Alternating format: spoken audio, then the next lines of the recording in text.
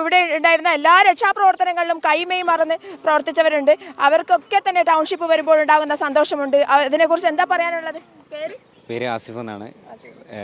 ദുരന്തം നടന്ന മിനിറ്റുകൾക്കുള്ളിൽ തന്നെ ഡിവൈഎഫ്ഐയുടെ യൂത്ത് ബ്രിഗേഡ് ഇവിടെ സജീവം തന്നെയായിരുന്നു. അതിലുള്ള ആളുകളെ രക്ഷിക്കുന്നതിൽ രക്ഷാപ്രവർത്തനത്തിലും അതുപോലെ ബെയിലി പാലത്തെ നിർമ്മാണത്തിലടക്കം നമ്മൾ കണ്ടതാണ് ഡിവൈഎഫ്ഐ യൂത്ത് ബ്രിഗേഡ് ഇടപെട്ടത്. അതുപോലെ തന്നെ ഈ വീടുകൾ കൊടുക്കാൻ പോകല്ലേ? അതെ, അതിൻ്റെ സന്തോഷം പറഞ്ഞറിയിക്കാൻ വയ്യ.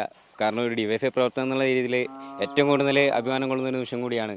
കാരണം ഈ ഒരു സാഹചര്യത്തിൽ നിന്നുകൊണ്ട് 100 വീട് ഡിവൈഎഫ്ഐ, അതും ആളുകളുടെ കയ്യിൽ നിന്നോ പൈസ ആയിട്ടോ അതല്ലെങ്കിൽ അങ്ങനെയൊന്നും വാങ്ങിച്ച പൈസ അല്ല, ഡിവൈഎഫ്ഐക്കാരൻ്റെ അധ്വാനം കൊണ്ടുണ്ടാക്കുന്ന 100 വീടാണ് ഡിവൈഎഫ്ഐ കൊടുക്കുന്നത്. അതിൻ്റെ സന്തോഷം പറഞ്ഞറിയിക്കാതെയും വയ്ക്കുക.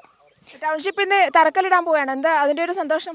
അത് ഇപ്പം മാഷ് പറഞ്ഞ പോലെ 8 മാസത്തോളം ഉണ്ടായിരുന്ന ഒരു തീ കെടുന്നൊരു ദിവസം തന്നെയാണ് ഇന്ന്. ഇന്നത്തോടു കൂടി ആളുകളുടെ മനസ്സിൽ ഒരു കുളിർമഴ ഉണ്ടാകുന്ന ദിവസം തന്നെയാണ്. അതിൻ്റെ സന്തോഷം അത് ഈ തറക്കല്ലിടൽ കഴിഞ്ഞതോടുകൂടി ഇത് എത്രയും പെട്ടെന്ന് ജനങ്ങളിലേക്ക് ഉപകാരം കിട്ടുന്ന രീതിയിലേക്ക് അത് മാറട്ടെ എന്ന് മാത്രമാണ് ആഗ്രഹിക്കുന്നത്.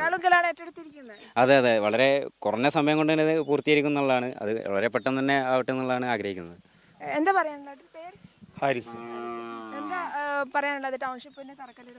ടൗൺഷിപ്പിൻ്റെ തറക്കല്ലിടുമ്പോൾ ഞങ്ങൾക്ക് ഈ ദുരിതാശ്വാസ പ്രവർത്തനത്തിനോടൊപ്പം തന്നെ ഞങ്ങൾ ഈ 100 വീടിൻ്റെ പ്രവർത്തനത്തിനുള്ള ഫണ്ട് ഞങ്ങൾ അധ്വാനത്തോടിലൂടെ ഏറ്റെടുക്കുകയാണുണ്ടായത്.